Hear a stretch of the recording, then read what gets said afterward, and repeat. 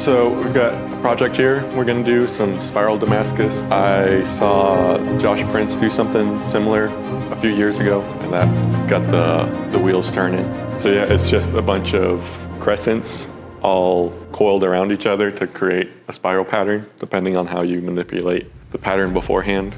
We're gonna do kind of a spin, get it spin, because it looks like it's spinning. Anyways, kind of a variation of my Griffin wing Damascus, which is C-bars that are all bisected and going the same way. So instead of getting those loops like you do with a standard W pattern, you're getting long, thin little tendrils inside outing it. So yeah, we're gonna do that and then form it into a round, possibly. I gotta experiment with what shape, what preform to do to get that crescent shape efficiently and controllably. So I'm assuming a little bit smaller round will work and trapped inside of rounding dies with a little top tool, which with that I can do different size top tools to control the size of the crescents so that I can control how many will create a full circle. I'm gonna shoot for 7. That seemed like a good number. That was not too many, but not 3, where it'd be kind of more boring, not a lot of that spiral activity. I don't necessarily have a plan for what to do with this pattern. I just want to create the element and see what happens with it. I'm thinking though that doing some plug welds would be neat, keeping that circle shape to where you're not gonna squish it out and distort it a ton into a blade shape. Or maybe a pizza cutter. I think that would be a lot of fun because that is just begging to be spun around and slicing up pizza. So we'll see what happens. First thing first is making a pattern and seeing what happens with it. So let's fire up the forge and give it a shot.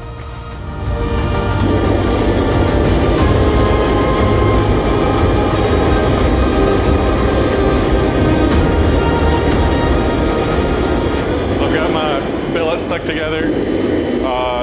I did a quick little edge coat, a die chem on the dark steel, the 1084, just so I could have a quick visual reference of the layers.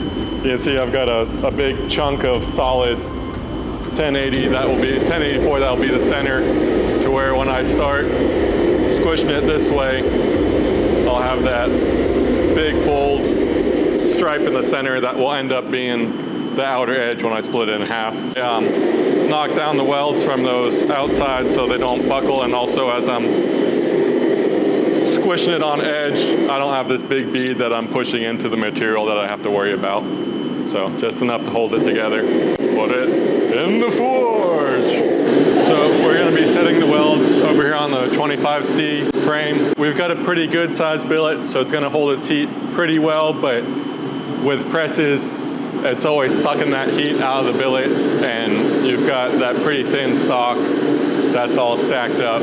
So you really just want to give it a couple quick squeezes, just gentle massaging the steel together, and then throw it back in the forge and just really get it good and stuck before you really start to squish it. Right now it's at 4 in the barley corn.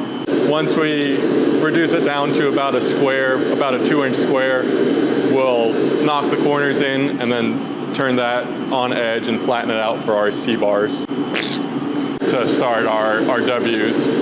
So yeah, we'll go down to about 2-inch square, knock in the corners and flatten it out to 3/8 by 2, somewhere around there. Want it pretty thin so that we can get a lot stacked up for lots of loopy loops.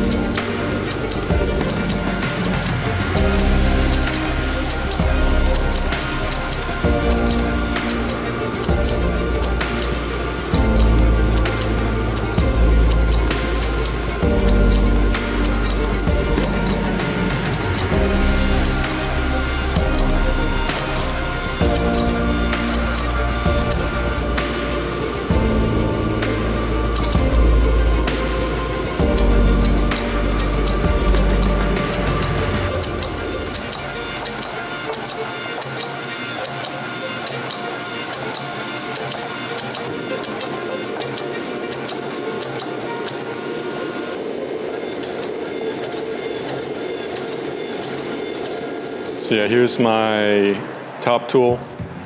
Cut it out of H13, scribed it to that 3/4 radius, and ground it, and then welded it on the handle, and then induction heat treated it, just a quick and dirty heat treat. So yeah, that forging into the round dies, I can isolate it and get it to do that crescent shape. It worked more or less. I gotta refine the process a little bit, but I got pretty close to where it's workable. So I'll do a little more experimenting and figure it out and refine the process, but it's off to a good start. So I got weld 1 here. I'll go ahead and clean these up, chop them up, restack it, and get it ready for weld dose to get those W's, and then they'll be split lengthwise. I'll probably hot cut them because I don't want to stand at the porter band and slice them. Plus that distortion adds a nice little accent to it. But yeah, that'll be next time on Cool Ironworks.